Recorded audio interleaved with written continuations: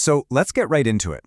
We're talking about a discovery so profound it literally glowed in the dark, and it was born from some of the most grueling work you can imagine in, well, basically just a shed. This beautiful, almost magical image, that's actually the end of our story. But to really get a grip on how incredible this was, we've got to go back to the beginning, back to a scientific mystery that seemed to break all the rules of physics. All right, picture this. It's Paris, 1897. A young Polish scientist, Marie Curie, is looking for a topic for her doctoral thesis. And she gets hooked on this really bizarre phenomenon that Henri Becquerel had stumbled upon just a year before. These weird, invisible things he called uranic rays. Now, here's the thing that was driving scientists crazy. These rays were just producing energy, out of nowhere. This was a huge deal because it flew in the face of one of the most fundamental laws of science: you can't create or destroy energy. So, where on earth was this energy coming from? It made no sense. So Marie decided she was going to measure this stuff. And to do it, she used this amazing tool, an electrometer that her husband, Pierre, had developed. It was incredibly sensitive. It meant she could put a number on the strength of these invisible rays. This wasn't guesswork anymore. This was a proper, systematic hunt. And as she started testing every mineral she could get her hands on, her search turned up something, well, something impossible. She measured a chunk of pitchblende, which is an ore that contains uranium. And what she found was that the raw ore was more than 3 times more radioactive than pure uranium itself. That just shouldn't happen. I mean, think about it. How could the whole be so much greater than the sum of its most active part? The numbers didn't lie. And for Marie, that pointed to only one absolutely radical conclusion. She made a huge leap of faith. She put forward this bold hypothesis. There must be something else in that ore. A new, undiscovered element that was just fantastically, intensely radioactive. Little did she know just how intense it would be.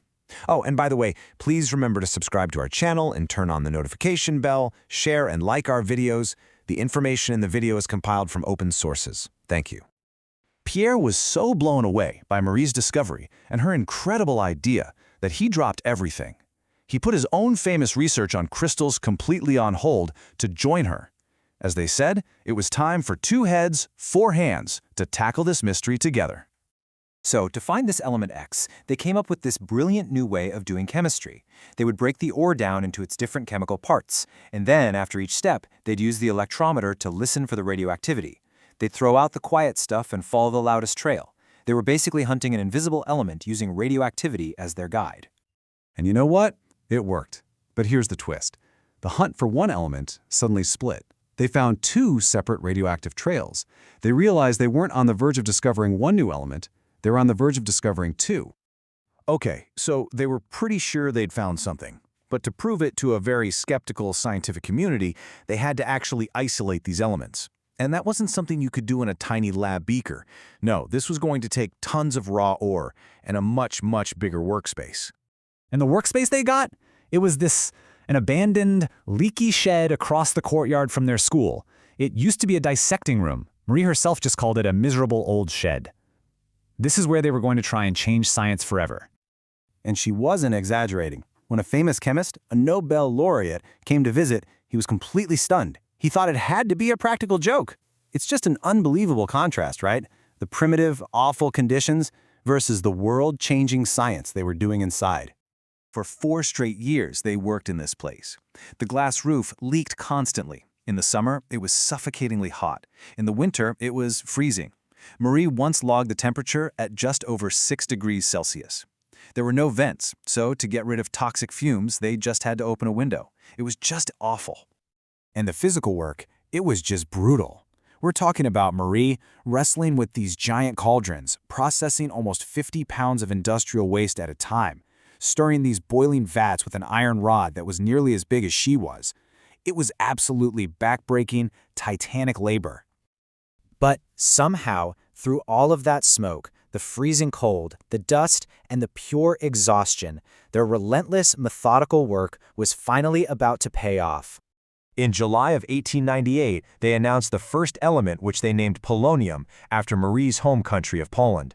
Then, just a few months later in December, they announced the second one. They called it radium, from the Latin word for ray, because its radioactivity was just off the charts.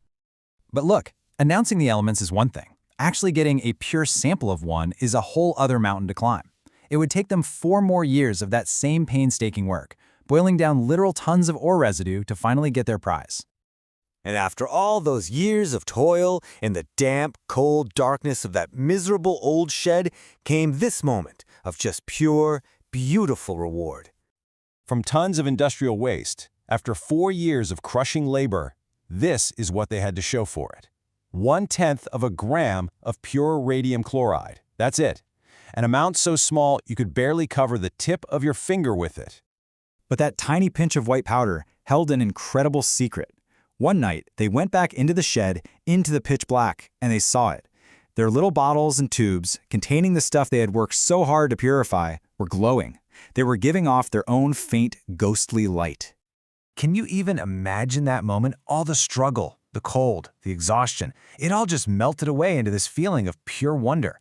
The light from their discovery, born from their own 2 hands, was literally illuminating the darkness of that shed. It was like the dawn of a new science. Because you see, that glow wasn't a chemical reaction. It was energy pouring out from the very heart of the atom itself. And that simple, beautiful sight proved that the atom was not some solid, indivisible little ball. There was something going on inside it. It completely overturned centuries of science and opened the door to a whole new field, nuclear physics. The Curies had thrown open a brand new door for humanity. But as they stood there, marveling at the faint fairy lights in their shed, completely unaware of the dangers, they had absolutely no idea what a perilous and world-changing power they had just unleashed.